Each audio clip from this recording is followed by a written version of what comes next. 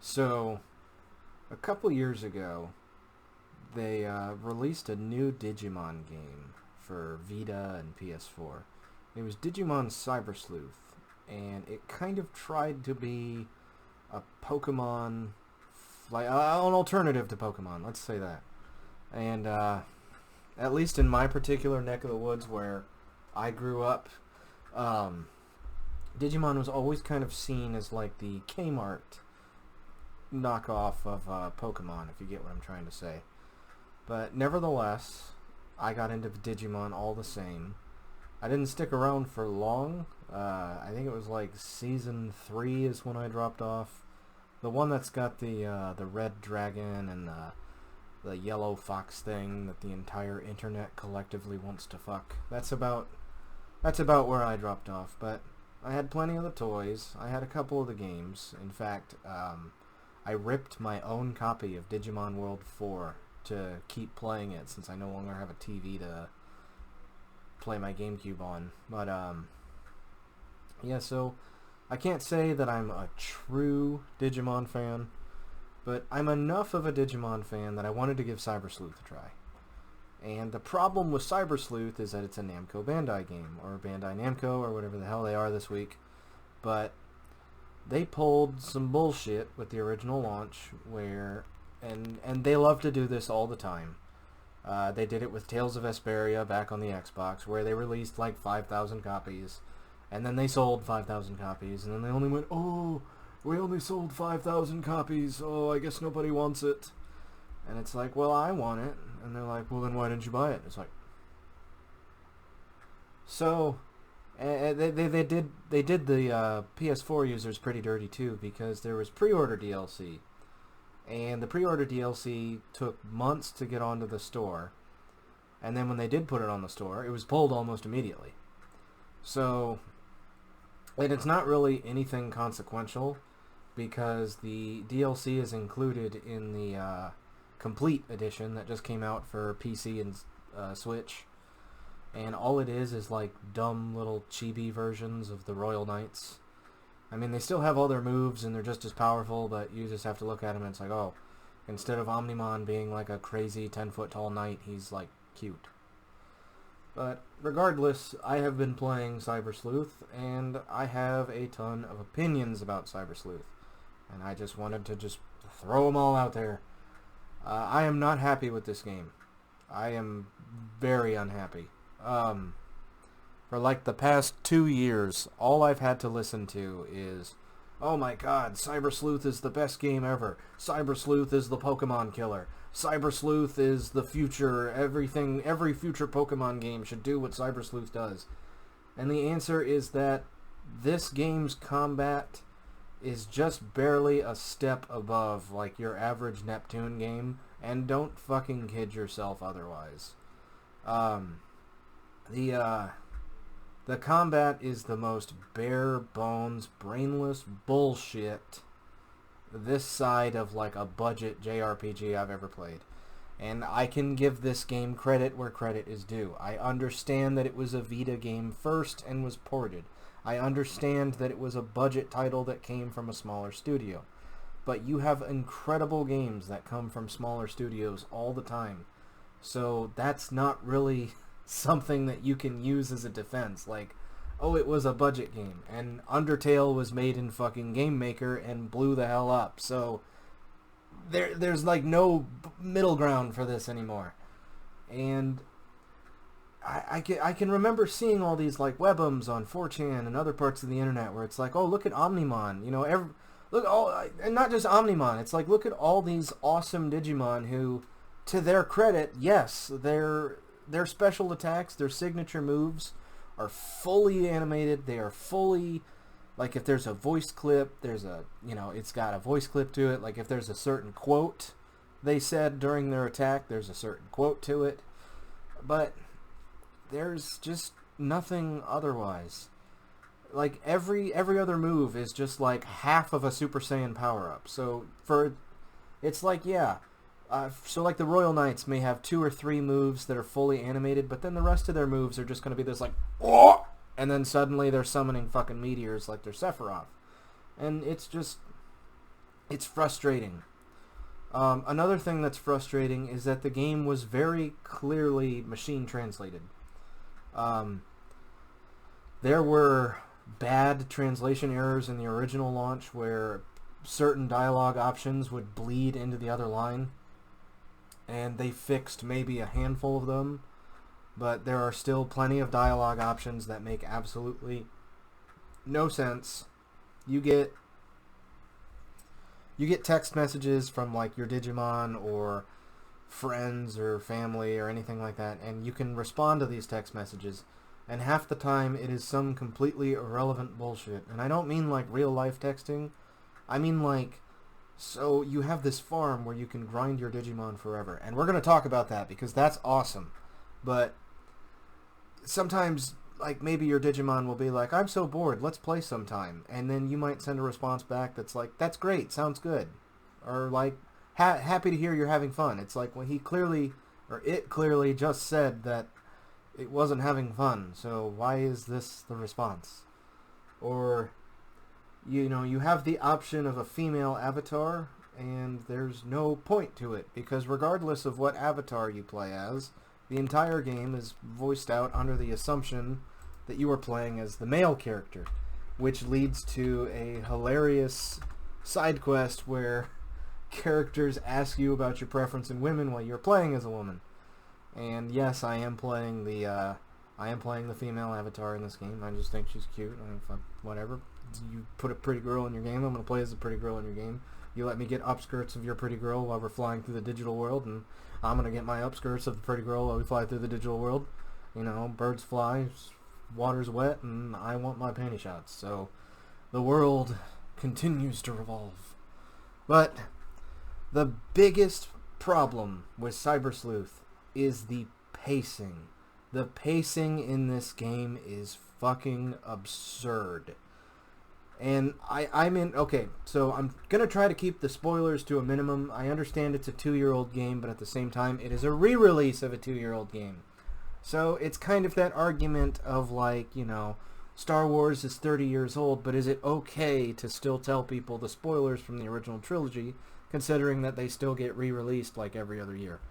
That's just... I'm going to warn you if I'm going to say something. But... so, I'm in Chapter 9 now, and I'm storming the base, let's say. And it took this long for the game to get interesting. The entire first chunk of the game is so front-loaded with filler bullshit.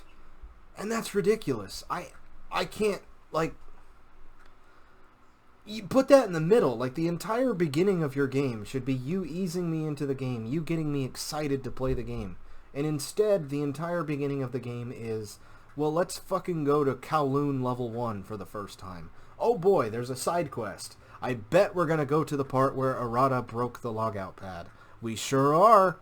Oh boy, somebody lost something? Did they lose it in Kowloon level 1? I bet they did. Or what about Nanako? Are we going to walk around the Nanako building 500 times and rub our fucking face up against the door and see if I can, like, hit the A button and do it? It's just... I have never had a JRPG grab me by the hand and go, no, you cannot play the plot. You have to do some side quests first. And that will happen. I don't know if this was a choice of the developers to not, like, let shit build up, but all I want to do is play the story. And what makes this game suck even more is that I just got done with Dragon Quest XI. And Dragon Quest XI is one of my top... It's not one of my top 3 Dragon Quest games. It is my number 1. And I understand that the Dragon Quest series is not for everyone. I understand that part of the appeal of Dragon Quest is just how dull and boring it's capable of being. But the Dragon Quest XI is the perfect place to start if you've never played a Dragon Quest game before. Because the quality of life improvements are just through the roof. It's incredible. It's like... and it's not like you have to play, they're broken off like 4, 5, and 6 or the Zenithian trilogy, but like, if you want to start with Dragon Quest XI, you can. It's going to suck to go back to some of the older ones, considering all the improvements they made, but like, It's so goddamn good, and it's an improvement over what Dragon Quest has done in the past. And Cyber Sleuth should be an improvement over what's come before. So, I had, once upon a time, back when I was a kid, and I was really into Digimon, I rented a game from my local game place, and this is how much I cared about it. I think it's 2, but I rented one of the games on PlayStation where you were in a tank, and it was like a dungeon crawler, and I remembered like seeing Lego Agumons and being like, are they allowed to do that? Are they going to get sued? But it just wasn't fascinating to me. And I mean, I guess the problem was I was trying to play a dungeon crawler when I was 10. But regardless, you know, I had the one PlayStation fighting game too. I think it was called Rumble. I actually owned that one, but I lost it in the house fire. I just know I played as Vmon a lot because Vmon is my favorite. One of the only toys my mom has had to like genuinely replace. She had to replace my Mega Man Ruby Spears figure because I played with it so much it fucking broke, and she had to replace my Vmon figure. I had a Vmon figure where it was like this vaguely adult-shaped Vmon. And now looking back, I think it was supposed to be X Vmon, but it came with like both sets of his armor, so you could make him Flame Dramon or Magnamon. And like I lost all the pieces, and the figure like fell apart because I just played with it so fucking much. But I just love Vmon. Like right now, my entire team in Cyber Sleuth is just, I'm trying to get every Vmon Digivolve. And I'm still putting like I said this to my friends earlier today. Me playing this game feels like the episode of South Park where Stan's dad is trying to force himself to like young people music, and it just sounds like farts to him. And that's what this game feels like to me. I don't explicitly hate this game. If I absolutely hated this game, I would just stop. And I mean, I've done that in the past before, but and I've said this before, I hate giving games numbers. I hate giving them grades. I'm not going to sit here and be like, graphics 10, music 8, music 7. I mean, in case you haven't noticed, I'm deaf, so music doesn't matter to me anyway. But if you like put a gun to my head and said, no, you have to rate this game, I would give Digimon Cyber Sleuth like a hard 5 or maybe a 4 out of 10. Because, like, let's talk about one of my favorite games of all time is the Phantasy Star on the Dreamcast. And I've said in the past that I love Phantasy Star. It's like my favorite JRPG. But I played a shitload of Phantasy Star on the Dreamcast, online and off. When the GameCube version came out, me and my buddy who lives with me, if I could plug in my GameCube today, my save file in Phantasy Star Online on the GameCube version was like 600 hours. Like, not even kidding. Like, that was all I did forever. Even when I got like my newer consoles, you know, like when I got my Wii, I had a first run Wii. Well, I still have it, but I had a first run Wii where it had the GameCube ports and all that shit. I still fucking played Phantasy Star. I still have my Wii set up in the bedroom, actually. But I dabble in the private servers of PSO once in a while, but I mean, you went to a lot of the same maps in PSO, but it mixed it up. It would drop you on the other side of the map, or, you know, it would take you to one of the alternative maps, or maybe it would just change where the gate and the gate keys were, so that you would go through it differently. And the problem with Cyber Sleuth is that every dungeon is the goddamn same. And all of the side quests from the beginning of the game, they are all on Kowloon level 1. Or they are all in Shinjuku. And I was bitching to my friends about this. The entire, like, first half of the game is, buy me coffee beans. Something is happening in Shinjuku. Go to Kowloon. And early on in the game, there is a point where you and Arata go to the subway, and like there is a dimensional shift where the digital world and the real world like fuse together, and the subway is all fucked up. And I remembered sitting there like, finally, A new dungeon that isn't motherfucking Kowloon. Guess where you go next? And that's... I heard... Okay. I heard that Hacker's Memory is much better than Cyber Sleuth. And I talked about the combat. So, and what I mean is, I have not gotten to Hacker's Memory yet. And I heard that Hacker's Memory is like the equivalent of a 90s expansion pack. So it takes what's there and adds onto it. And as far as the combat goes, it's weird. It's somehow worse than generic JRPG combat. It's somehow exactly the same and then both horrible. And I remember talking about these points in a 4chan post, and somebody said, well, have you ever played a JRPG in your life? And it's like, motherfucker, I have played plenty of JRPGs, but none of them are the monotonous bullshit that Cyber Sleuth is. I mean, it really is just more of the same while being slightly worse. Because it's kind of like my immediate comparison is Shin Megami Tensei or Persona, where in those games you can't just look at it like, oh, it's a fire demon, I'll hit him with water. Because sometimes in Shin Megami Tensei you will find yourself in a situation where it is a fire demon made out of fire, and all of his attacks are fire. And what is his weakness? Fire. Like, the weaknesses are fucking bananas, because you still have, you know, your fire, wind, lightning, all that standard fare RPG shit, but then they try to be cute. And you know how in Pokemon, and I am not the biggest fan of Pokemon. I could not give a shit less outside of, like, the character designs and all that. But in Pokemon, it's like, okay, you have a fighting rock type, or you have, like, a fire ghost type, or something like that. But in Digimon, and I don't know if this has always been a thing, because remember, I stopped watching it, like, Season 2. I kept on little bits at a time. Like, obviously, like I said, I played the shit out of Digimon World 4, but I didn't know about, like, the average... anything new.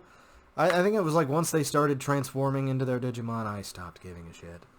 But they try to be cute. It tries to do, like, the, since they're programs, it's like, okay, you have neutral, data, vaccine, virus.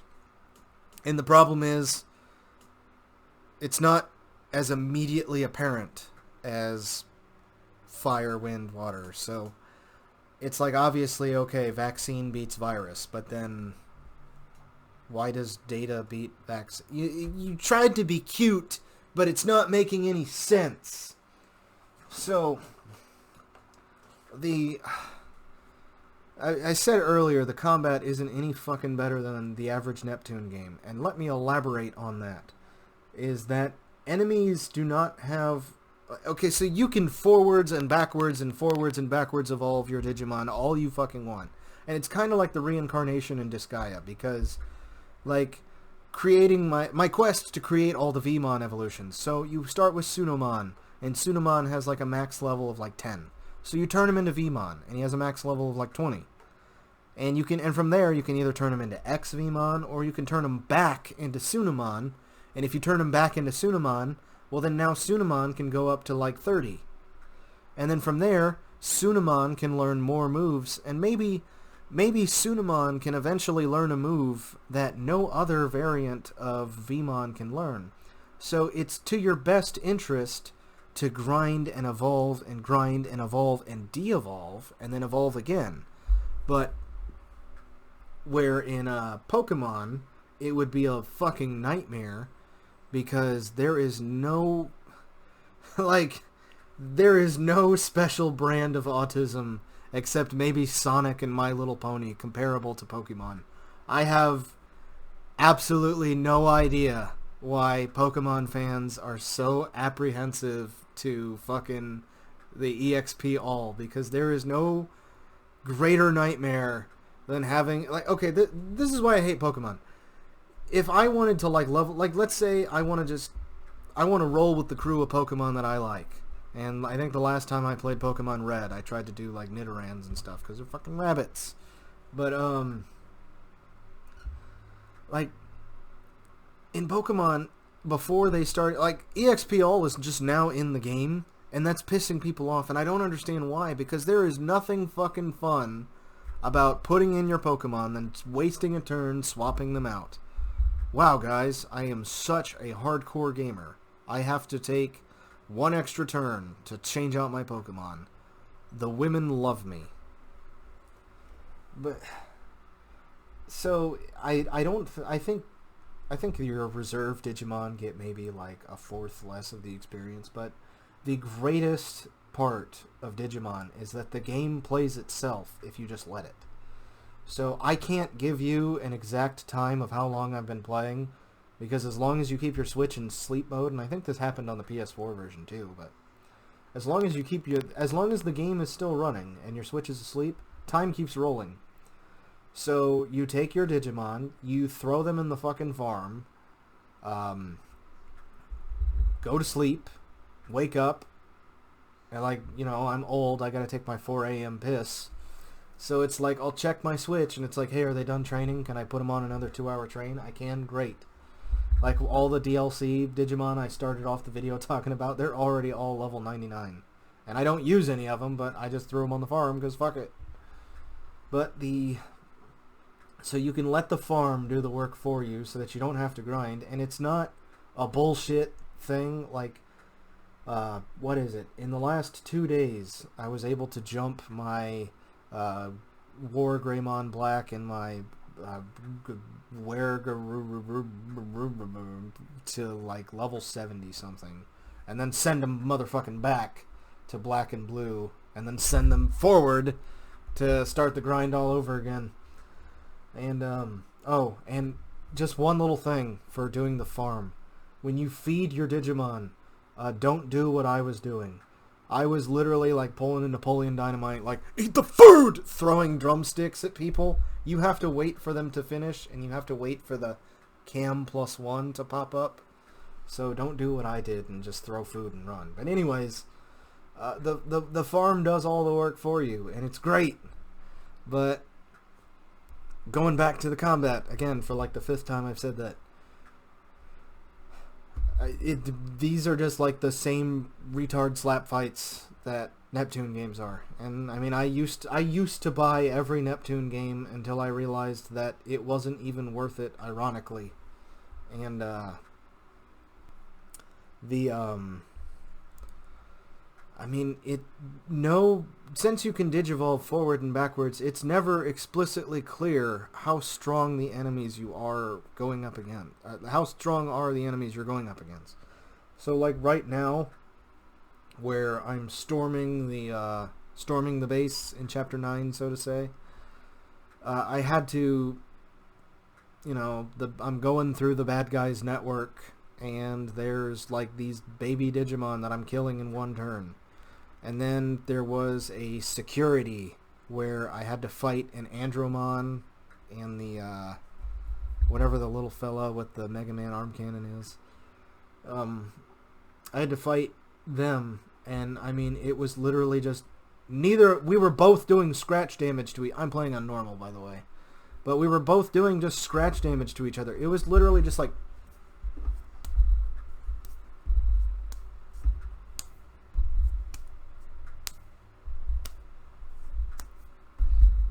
oh, sweet, critical.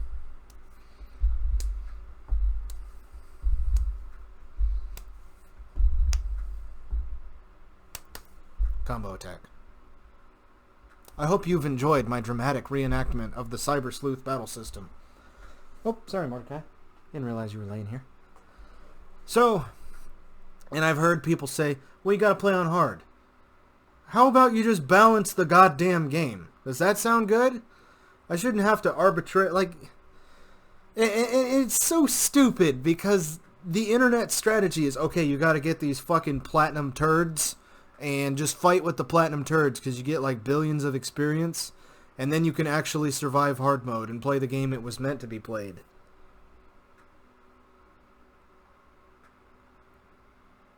That's like when you read a shitty guide on GameFAQs, and it's like, okay, so this is the part where you should grind like 15 levels and then go fight the boss. I don't want to fucking do that. I shouldn't have to fucking do that. Balance your fucking game so that I'm not one-shotting everything that's standing in front of me and then having epic anime slap fights with the boss monsters. Like, that's the worst part of the game. And the very last thing I did was, like, literally the last thing I did was copy-pasted literally copy-pasted the red access to open up the tunnel to the bad guy. So for all I know, there's another boss fight coming up, but I can't, with a good conscience, recommend this game to anybody. Like, even Digimon fans. Like, you might have your moment of, like, oh, it's that Digimon I like me. Like, Terriermon was one of the starters. That's pretty cool. I used to have the Transformer, where it was, I can't remember his name right now, because I named him after my rabbit, but, you know, Bun with a gun, where his arms were Gatling guns. I'm sure that's somewhere if I looked for it, but I used to have the Transformer where it was him that turned into Rapidmon. And yes, like I said, I have a gold Rapidmon right now for named after my bunny. And he's my go-to dude while I try to grind up every I think if you had to add, like, my current squad is Gold Rapidmon, Flamedramon, and Stingmon. Because my I have Stingmon because my friend had the I loved Transformers growing up, and I thought the Digimon Transformers were so cool because they were chunky enough to still be action figures. Like, I have so many regular Transformers where it's like, yeah, you can turn them into this cool robot, but in order to do that, they have, like, spindly arms and legs that if you do more than point a gun, they're gonna snap off.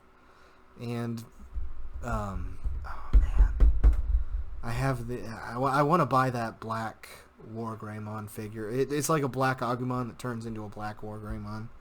I want to get that so bad. It looks so cool. Set it over there on my shelf with everything else I don't touch. But I really can't recommend this game to anybody. And I don't understand why, like, the internet circle jerks it so much. I think I gotta give my friend credit here. Digimon games have always been painfully mediocre.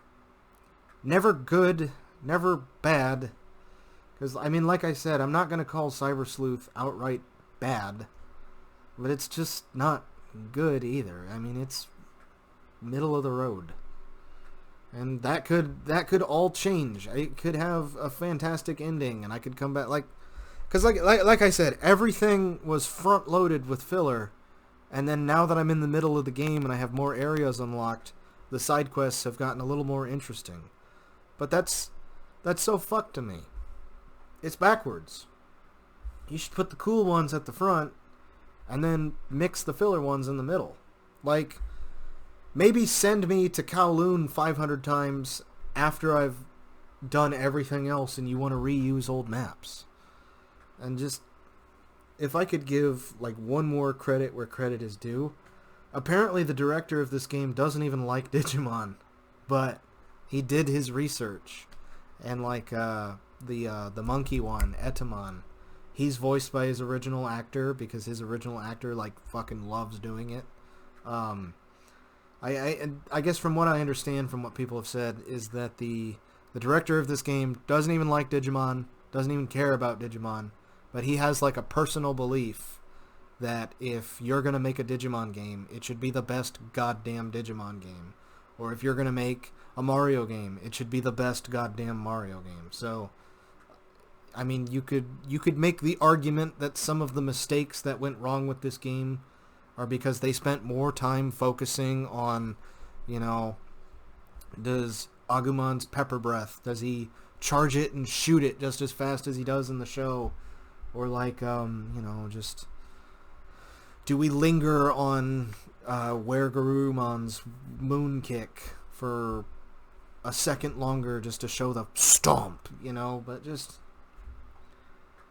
I mean, if you really, really, really love Digimon, you might like this game. But I went into this game with like the full expectation, which my own mistake, that oh, this game's great, it's the Pokemon killer, it's blah blah blah blah blah blah blah. And it's like, okay, I like Digimon. I could be okay with Digimon. I could cut some time into my schedule for Digimon. And I mean, when I get done with my homework today, I'm gonna go play some more. But playing games you hate, I don't know. And I mean, again, I don't hate. I'm just...